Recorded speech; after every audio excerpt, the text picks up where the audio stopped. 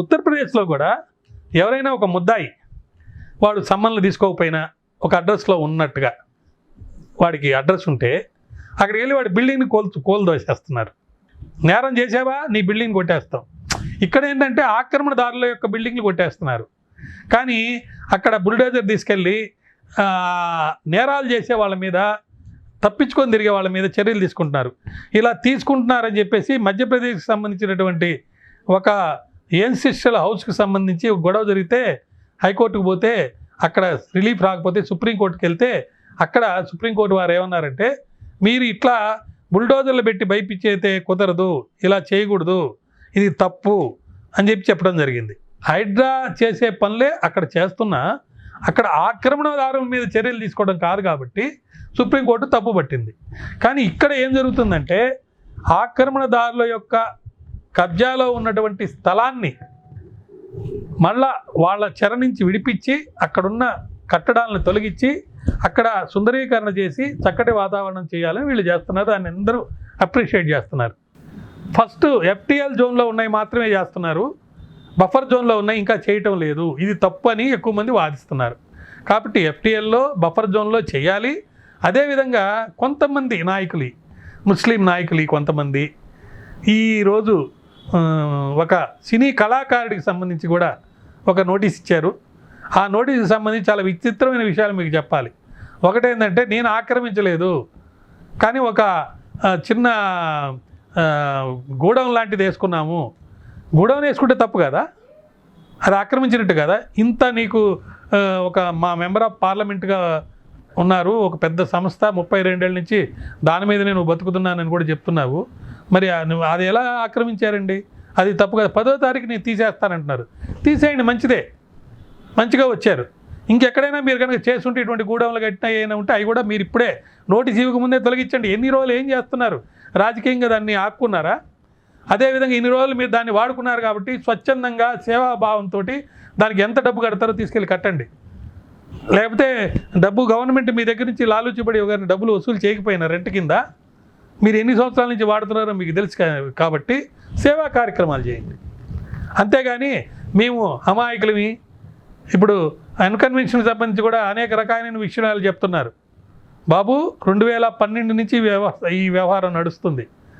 నీకు ఇంత పెద్ద పేరు ప్రఖ్యాతులుగా నువ్వు కోర్టుకి ఎందుకు వెళ్ళావు? అసలు నువ్వెందుకు తీసేయలేకపోయావు? సమంత చేతు విషయంలో జరిగిన విషయాన్ని అందరూ బాధపడ్డారు. ఇంత మంచి కళాకారుల ఫ్యామిలీలో ఇటువంటి జరిగిందని. మొన్న వేణుస్వామి ఏదో చెప్తే దాన్ని అందరూ ఖండించారు, మీకు సపోర్ట్ చేశారు. అంటే ప్రజలు మీ వైపు ఉన్నారు, అభిమానులు మీ వైపు ఉన్నారు. మరి మీరు వాళ్ళ పక్కన ఎందుకు లేరు? వాళ్ళందరి పెళ్ళిళ్ళు అక్కడే జరిపారు, పెద్ద పెద్ద వాళ్ళందరి. రోజుకి ఎన్నో లక్షలు తీసుకుంటారట. మరి ఇప్పుడు 100 కోట్ల సంవత్సరానికి మీకు నష్టం వస్తుందని చెప్తున్నారు. 500 కోట్ల ప్రాపర్టీ కొట్టేశారని చెప్తున్నారు. మరి ఇన్ని సంవత్సరాలు మీరు అక్కడ నడిపిన దానికి ఎంత డబ్బును మీరు రెంట్ కింద వసూలు చేశారో ఆ డబ్బంతా మీరు ఎందుకు గవర్నమెంట్ కట్టాల్సిన అవసరం లేదు. నెంబర్ 1. నెంబర్ 2, ఈ వరదల వల్ల చనిపోయిన చాలామంది కుటుంబీకులు ఉన్నారు. వాళ్ళందరికీ మీరు ఏమి చెప్తారు? మీ ఇంత పెద్ద మహా కళాకారుల కుటుంబం మీది. మరి మీరు ఆలోచించండి ఒక్కసారి. హృదయ విదారకమైనటువంటి పరిస్థితి. ఇప్పుడు ఆంధ్రాలో చూస్తే ఎంత భయంకరమైన సిచ్యువేషన్ ఉందో అది తెలంగాణలో, హైదరాబాద్లో కూడా వస్తుంది.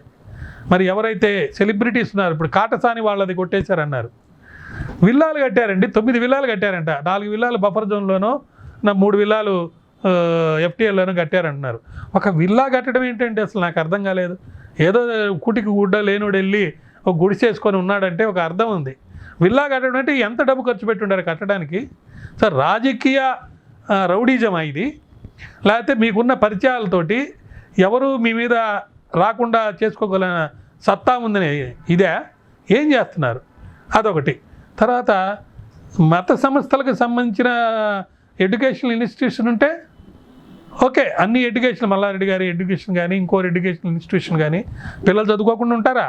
వాళ్ళకి ఒక 2 నెలలు టైం ఇవ్వండి, ఆల్టర్నేటివ్ అకామిడేషన్ చూసుకోమనండి.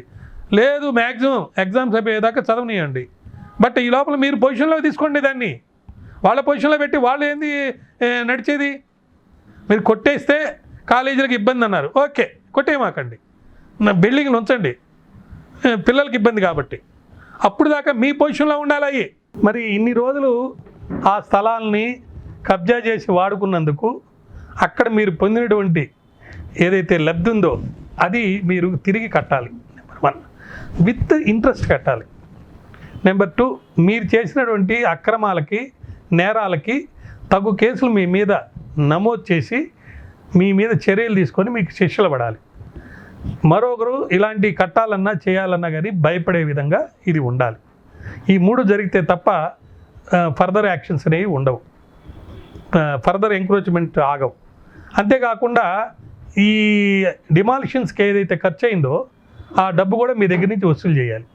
అది కాకుండా మరొక ముఖ్యమైన విషయం ఏంటంటే అక్కడ ఇప్పుడు సుందరీకరణ చేస్తున్నారు కదా, ఆ సుందరీకరణ చేసి పార్కులో లేకపోతే ఆ చెరువు యొక్క FTL లెవెల్ పెంచినందువల్ల జరిగే లాభాలు లేకపోతే అలా చేయనందువల్ల వచ్చే నష్టాల గురించి ప్రజలకి నెటిజన్స్కి మీరు అనేక విధాలుగా తెలియజేసి వాళ్ళని ఎడ్యుకేట్ చేయాలి.